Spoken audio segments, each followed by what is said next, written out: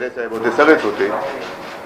ओमदादा ओमराजे होते, कैलास होते, आमचे प्रवीण स्वामी होते.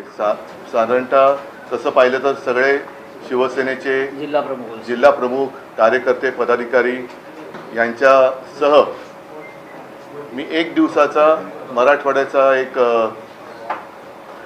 मी दौरा नाही म्हणणार पण मराठवाड्याची भेट घेतली, शेतकऱ्यांची भेट घेतली.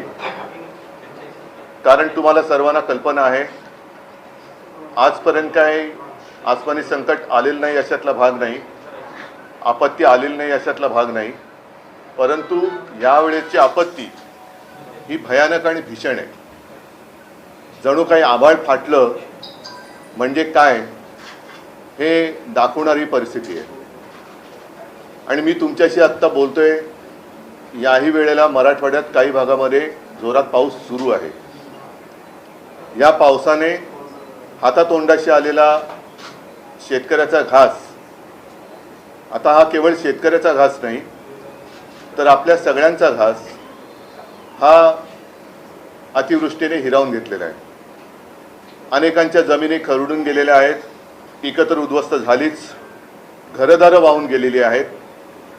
जे मुलं बाळ आहेत त्यांची दप्तरं, वह्या, पुस्तकं, एका अर्थी तसं पाहिलं तर अख्खं आयुष्य त्यांचं वाहून गेलेलं आहे. आणि या संकटात भरीस भर म्हणून त्यांच्या डोक्यावरती कर्जाचं ओझं आहे.